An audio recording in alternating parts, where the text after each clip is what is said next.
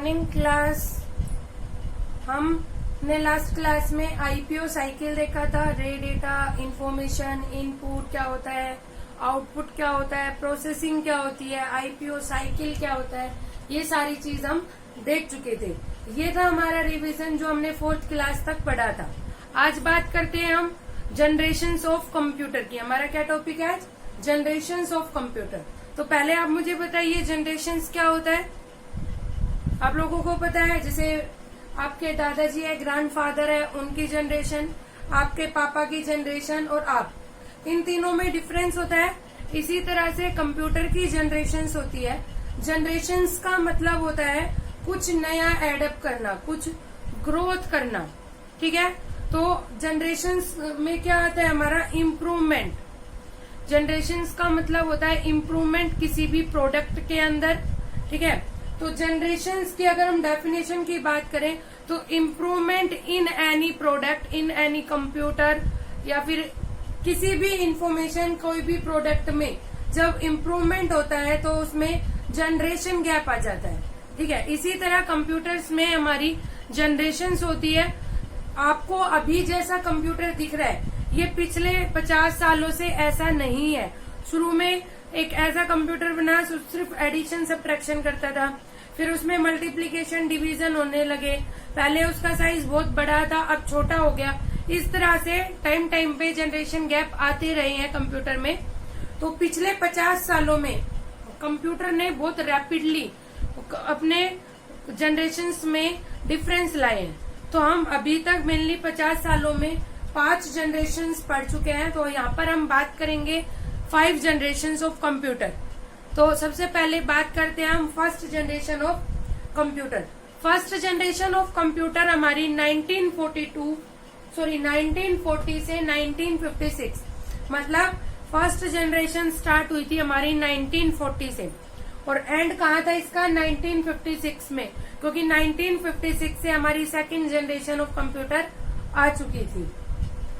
अब बात करते हैं इसमें ये कैसे वर्क करता था, क्या यूज होता था, क्या इसके एडवांटेजेस थे, क्या डिसएडवांटेजेस थे।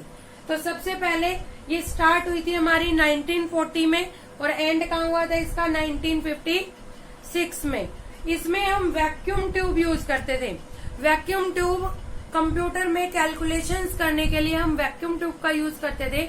ये वैक्यूम ट्यूब बहुत ज्यादा लार्ज होते थे साइज में, इन्हें यूज करना बहुत मुश्किल होता था। लेकिन उस वक्त हमारे पास कोई ऑप्शन नहीं था, पहला ऑप्शन हमारे पास वैक्यूम ट्यूब ही आया था।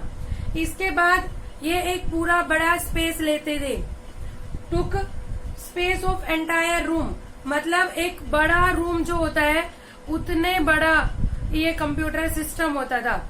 एक पूरे रूम में एक कंप्यूटर आता था जिसमें वैक्यूम ट्यूब और एक पूरा कंप्यूटर सिस्टम, तो बहुत ज्यादा बड़ा होता था साइज में ये। इसके अलावा यूज हाई वोल्टेज इलेक्ट्रिसिटी, बहुत ज्यादा इलेक्ट्रिसिटी खर्च होती थी हमारी। अब जितनी 1 मिनट में खर्च होती है, या फिर आप कह सकते हो अब जितनी 1 घंटे में खर्च होती है, उस टाइम में 1 मिनट में उतनी इलेक्ट्रिसिटी हमारी खर्च हो जाती थी, या इससे ज्यादा भी। तो बहुत ज्यादा इलेक्ट्रिसिटी यूज होता था और ये इतना ज्यादा हीट प्रोड्यूस करता था, बहुत ज्यादा मात्रा में हीट प्रोड्यूस करता था, तो produce a lot of heat. ठीक है, इसके बाद ये बहुत एक्सपेंसिव होते थे, इतने एक्सपेंसिव होते थे कि जर्नल पीपल इसे नहीं परचेज कर सकते थे। जो बड़ी बड़ी ऑर्गेनाइजेशंस वगैरह थी उन्हें बहुत ज्यादा काम होता था, तब मजबूरी में आके वो इसे लेते थे। कंपल्सरी भी नहीं था और ना ही इतना चीप था कि हम परचेज कर सके इसे। ठीक है, इसके अलावा यूज मशीन लेवल। आपने कभी सुना है मशीन लेवल लैंग्वेज? देखो, आप कंप्यूटर में ABCD लिखते हो, लेकिन कंप्यूटर ABCD नहीं समझता। कंप्यूटर क्या समझता है? कंप्यूटर समझता है सिर्फ 0 और 1। सब कुछ आपने जो ABC, अपना नाम, काउंटिंग कुछ भी लिखी, कंप्यूटर में ऑटोमेटिकली ऐसा सिस्टम होता है कि वो उस डेटा को 0-1 की फॉर्म में कन्वर्ट कर सके, और इस 0-1 की फॉर्म को बोलते हैं मशीन लेवल लैंग्वेज। ये एक लो लेवल लैंग्वेज होती है।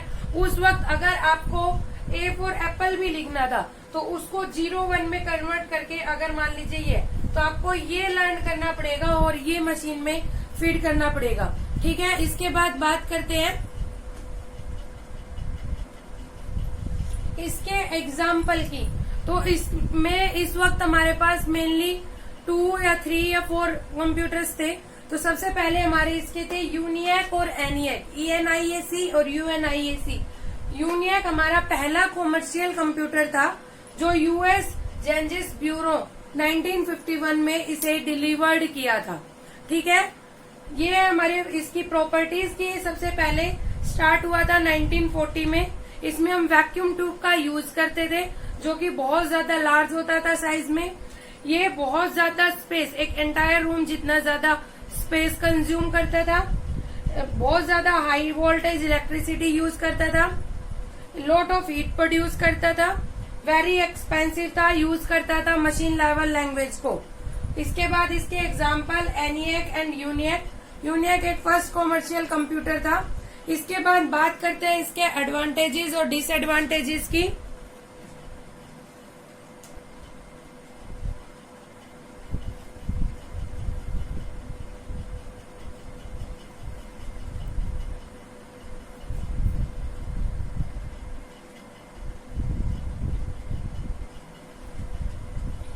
हम बात करते हैं इसके एडवांटेजेस फीचर्स की। तो सबसे पहला फीचर्स इसका, इसमें हम वैक्यूम ट्यूब यूज करते हैं जो उस टाइम का ओनली इलेक्ट्रॉनिक कंपोनेंट था जो कंप्यूटर में यूज हो रहा था या फिर अवेलेबल था उन दिनों। ठीक है, मतलब वैक्यूम ट्यूब भी अवेलेबल था और कोई ऑप्शन भी नहीं था हमारे पास, लेकिन ये हेल्पफुल था हमारा कंप्यूटर सिस्टम बनाने के लिए, स्टार्ट करने के लिए। सेकंड, उस टाइम का, आज की बात नहीं करी मैं, 1940 से 1956 की बात कर रही हूँ। उन दिनों में सबसे फास्टेस्ट कैलकुलेटिंग डिवाइस था ये। अगर आज से कंपेयर करें तो ये बहुत ज्यादा स्लो था, लेकिन उस टाइम में ये सबसे ज्यादा फास्ट कैलकुलेटिंग डिवाइस था। थर्ड, उस टाइम में ये परफॉर्म करता था कैलकुलेशंस मिली सेकेंड में। आज तो बहुत ज्यादा कैलकुलेशन होती है 1 सेकेंड में, लेकिन उस वक्त के हिसाब से ये बहुत ज्यादा फास्ट था, कैलकुलेशंस मिली सेकेंड्स में परफॉर्म कर देता था। ठीक है, अब इसकी ड्रॉबैक की बात करते हैं। इसकी डिसएडवांटेजेस क्या थी, अभी मैंने आपको बताया। सबसे पहले तो ये बहुत ज्यादा हीट प्रोड्यूस करता था, लार्ज अमाउंट में हीट प्रोड्यूस किया, एक्सपेंसिव बहुत ज्यादा था। ठीक है, कॉस्टली बहुत ज्यादा था, नॉन पोर्टेबल, ये इतना बड़ा था साइज में, अगर एक बार कहीं रख दिया तो बार बार जगह चेंज नहीं कर सकते। पोर्टेबल, जब ट्रांसफर करते हैं एक प्लेस से दूसरी प्लेस पर किसी भी चीज को, तो वो चीज कहलाती है पोर्टेबल। तो इसको हम ट्रांसफर नहीं कर सकते थे, इसलिए ये नॉन पोर्टेबल था। रिक्वायर्ड कांस्टेंट मेंटेनेंस, इसको टाइम टाइम पे हर 2 दिन 3 दिन 4 दिन बाद मेंटेनेंस की जरूरत होती थी। ठीक है, बड़ा होता था साइज में। इसके बाद इसका जो वेट था, वेट भी बहुत ज्यादा था, 30 टन से ज्यादा इसका वेट होता था। This is all about first generation of computer. I hope आपको समझ में आया हो।